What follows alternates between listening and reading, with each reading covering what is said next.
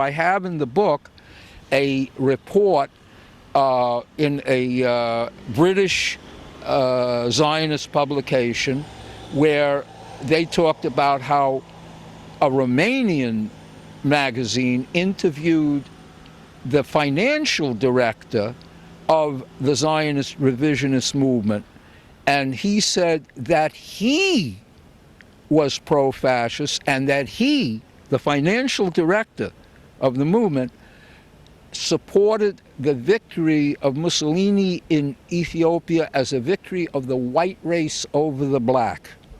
Now, when I was writing my book, I interviewed several old Zionist revisionists and ex-Zionist revisionists.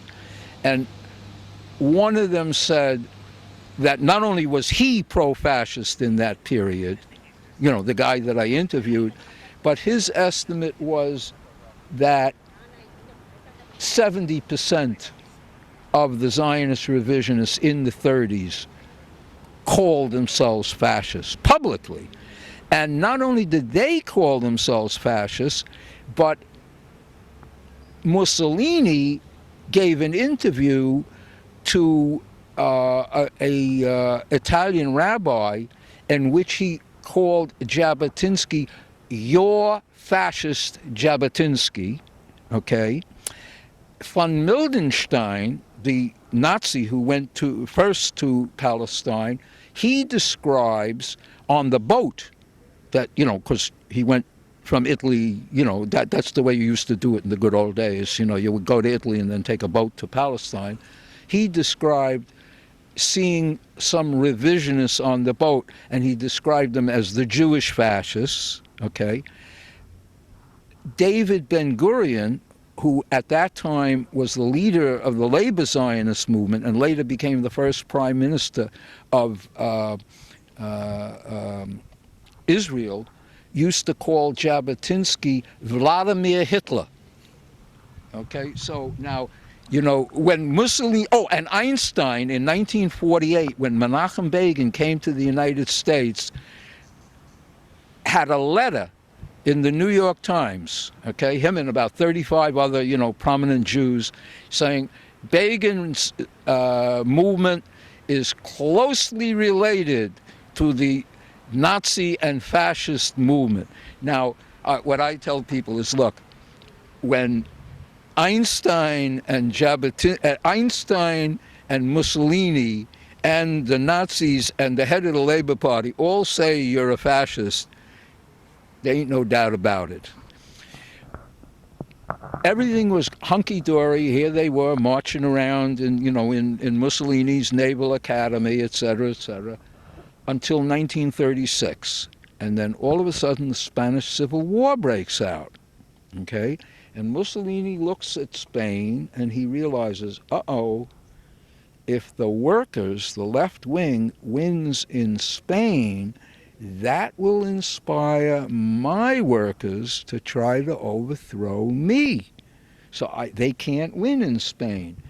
But Italy wasn't strong enough by itself to help Franco win the Spanish Civil War. So he had to ally himself with Hitler, okay? Now, up until that time, Mussolini said, look, I don't want to hear about this guy Hitler. You know, I hear all these guys, they're wannabe fascists. No. Fascism is Italian, okay? But now he realized he had to ally himself to Hitler, and he realized if you ally yourself to Hitler, you can't have Jews at your Naval Academy, you can't have Jews in the fascist party. So he kicked all the Jews who were in the fascist party out of the party. He kicked the Zionist revisionists out of Civitavecchia, and he put in discriminatory racial laws in Italy. So at that point, the Zionist revisionists got kicked out of Italy. But then, and Jabotinsky decided, well, you know, okay, that's over. So he went back to supporting the British. But the problem was, or not the problem, but what happened was, so many of his guys had become, of his followers had become ideological fascists, that they couldn't accept the fact that Mussolini had broken with them. They blamed it on the Jews. Here's Mussolini, he's being nice to us, etc., etc. And the Jews, those ingrates, they were always going on and ranting about fascism. Okay? So what he did, what happened was that a wing of the Zionist revisionist movement, when World War II broke out, they broke with Jabotinsky. They called themselves, they were called by everybody, the Stern Gang, after their leader, Abraham Stern. And they sent a message. Okay, I'm going to get into that in the next question. Let me give a Good question here. All right, so here we are. World War II is starting. Doesn't sound like these guys have learned their lesson. So where do some of them go even further with this fascism? What happened was that this guy, Abraham Stern, set up his own organization, a split. You know, that's common in all political groups. And they sent a message, a document by messenger to a Nazi diplomat in Beirut, which you have to understand. Your viewers have to understand. By that point in 1940, the Germans had conquered France, so France was run by a pro-Nazi regime called the Vichy French, okay? And they controlled Lebanon and Syria. So the Nazis had a diplomat in Beirut, okay? So the Stern Gang, which was the British name for them, the Stern Gang sent a messenger with this document to the Nazis, offering to go to war on Hitler's side. They explained. Wait, say that again? Okay. The Stern Gang sent a message to, a document, hand-delivered the document to this German diplomat in Beirut, offering to go to war on Adolf Hitler's side. In other words, what year is it? The first time they did it was in they wrote it in 1940. It was actually delivered in, let's say, January 1941, okay?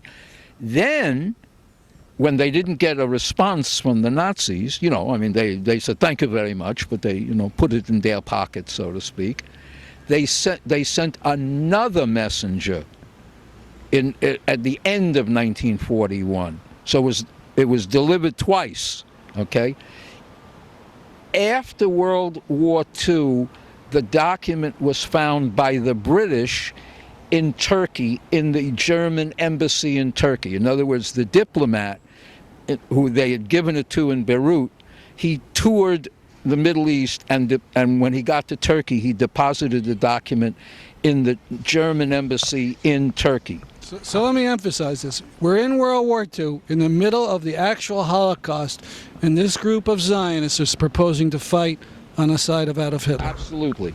To show you how everybody identified them with the fascists, the Zionist revisionists with the fascists, when in 1943, when the Warsaw Ghetto Uprising took place, the main group that did the fighting, okay, refused to permit Betar, the youth group of the Zionist revisionists, to join their organization, because the main resistance group was consciously anti-fascist.